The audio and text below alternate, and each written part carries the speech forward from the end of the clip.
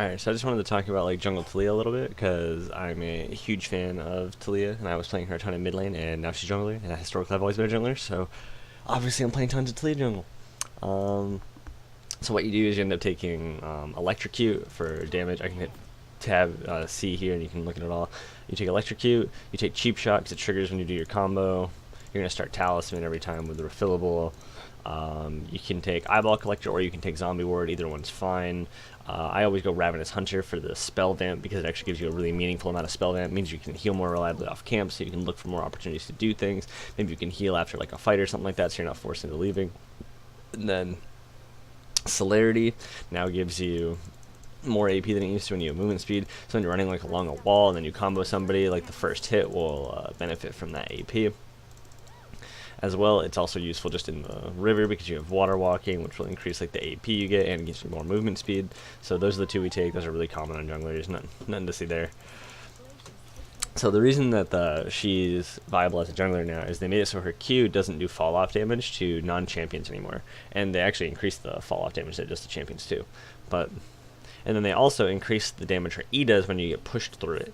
That can be from her W, that can be from if they use a movement skill or something like that, so you can like play it preemptively if they have movement skills to like defend yourself. And so her Q just does an obscene amount of damage on camps, and you're just going to want to like kite the camps like as much as possible to lower damage. If you have a leash, you can normally leave your first camp missing like 100 health-ish, but I'll probably take a little bit more here.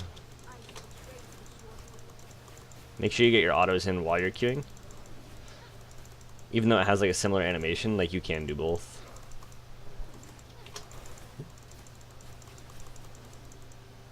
A tribe without tradition is a flock without a shepherd. Normally I'd already be walking up, but so I should have done like this, then this. And something that I like to do on her is since you have Talisman, you can leave an E there. Your E does very little damage until you have your W to combo it into anyway. And you can see this gives me 200 health back. So it literally tops me from half, which is something that like Evelyn used to do with Raptor Camp in the past. But something that like is really good to do on Taliyah at the moment. So you can abuse that. And then you want to make sure you're hitting all these on the big one. And then from here, her level 2 is actually pretty good. You could contest like Scuttle. You could have even went straight to like a Scuttle Crab. Or you can just do like a slower clear. Her kill on Blue Buff and on Gromp is pretty good. And her Scuttle Crab is pretty uninspiring until 3. But maybe you could fight the person off of Scuttle Crab and then get it, is the idea.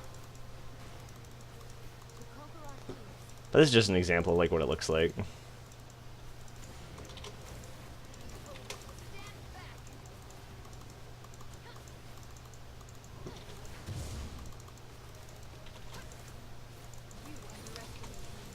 And when you have your combo does a ton of damage. It removes Scuttle Crab armor, so they increase the pushback damage by like significantly. So it did almost like 400 damage there to like the Scuttle Crab. On a champion, it's not going to do like 400, and you want to like weave in your Q with it. But she plays a little bit different than like some of the other junglers do, because ultimately she's like a squishy mage, right? So you can look for things, but you have to be really careful with your positioning. Things that can really threaten her are champions that can gap close and do burst or get past or outplay her W, because most of her damage comes from her combo. So if you can outplay her combo, or you have the tools to, and you save those, then she can find herself in situations early where it's really hard for her to counterplay. So certain champions like Kha'Zix, Xin Zhao, Graves, if he gets like a good angle on her, it can all be like really threatening. And she can defend herself normally so that she doesn't die, and you can even like if they have the threat of dashing at you, you can just drop an E, and if they dash through it, then you can just like kite backwards while moving, and you can defend yourself really easily, which is like something that I end up doing a lot. But her ganks aren't bad. She's really good as like a follow-up ganker. Let's say like there's like it's really hard to land like a combo on somebody that isn't CC'd at all. So what you can do is you can walk up and you can lay down your E first to apply the slow, and then this applies a 21% slow, so that makes it easier to land like the W following. Another thing you can do is you can just look to gank lanes that have CC, similar to like what Nidalee always does. Nidalee is always just interested in like ganking lanes that already have hard CC, and if somebody can set up your combo, then your combo will easily do like 60% of a laner's health, like just at level 3. So that's something that you can always be looking for, and it's really non-committal for you to do that. So most junglers have to commit, and they really risk being counter-ganked. But like, let's say you are Taliyah and you come up and Nothing learned. it's really non-committal for you to just go to the edge here and combo. You don't have to commit to this. If they were going to counter gank, then you're not in like a dangerous position, particularly, things like that. So you can do non-committal ganks that can potentially have like really high reward, Fear. especially off of follow-up CC. But if you have red buff, you can walk up and slow somebody with red buff. If you want to guarantee it and you have a good angle, like let's say you come behind somebody, let's put somebody here. Let's say you come behind them, you can just drop this E here, and then they get tagged by it, and then you have like all the world to W whichever way they started walking or whatever it might be. But if you already have follow-up CC, then it's super free. And then her damage as the game progresses is extremely high. Just as an example too, I'm just gonna level to like level 7. And then get most of this thing. Where's gold? Not this one. Better safe than sorry. We'll just say like you have this stuff, right? Like you haven't finished your jungle item yet. But like her damage on like neutrals, like dragon, is extremely high now. And you just want to like keep weaving in between circles. If you start the dragon like this, then you can get like 3 outside and then you can do a bunch inside. She takes a lot of damage from these kinds of things because she doesn't have crazy sustain. But like how fast she kills the neutral objective is actually like crazy. And if you did this at a lower level, you could have like 2 more Qs down here, 2 more fresh circles down there. Potentially 3, like 1, 2, and then 1 in the middle. But she has pretty good scuttles post 3. She does neutral objectives really fast. Her ganks are decent. She scales well into the game as a mage. And she can make team compositions a little awkward when you don't have like, because she doesn't have like reliable engage, and she doesn't scale as like a tank threat. So sometimes it can make like compositions that don't have tanks, like team fighting can be kind of awkward. But ultimately, I think she's definitely overtuned. Like the damage she does is with the overtuned part. She's a little bit vulnerable in the jungle early, but her damage is honestly overtuned. And she's overtuned in mid lane too. But I just wanted to give like a quick thing of like some of the reasons why she's good, and the 2 major changes that happened to support that. And it's the fall off damage from Q not being reduced. So you can see that Q does 1,000 damage. Previously that would have done like 600.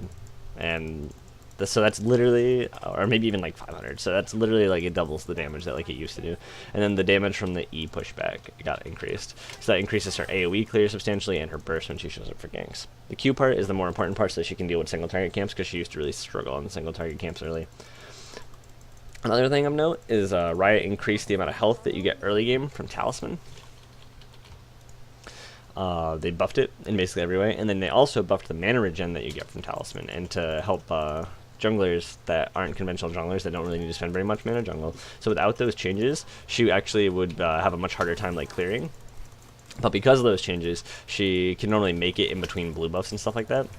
So she has like a vulnerable period between like the first and second blue buff when you don't have like a finished Runic Echoes. Once you finish Runic Echoes, you have tons of mana sustain because you get back a large amount of mana when it triggers. Restores 25% of missing mana.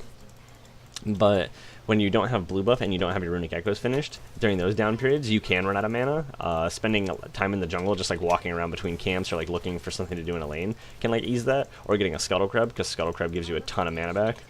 For example, don't underestimate the amount of like sustain that like a Scuttle Crab can give you.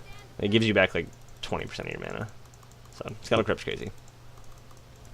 So yeah, I hope this is insightful. I just wanted to talk about like why she's good, why she's suddenly like so good. And it's not like she's like that broken, right? She probably has like 53% win rate, I think, but she's like ahead above other junglers, I think. She's a very good skirmisher. What a world. Hope this is helpful.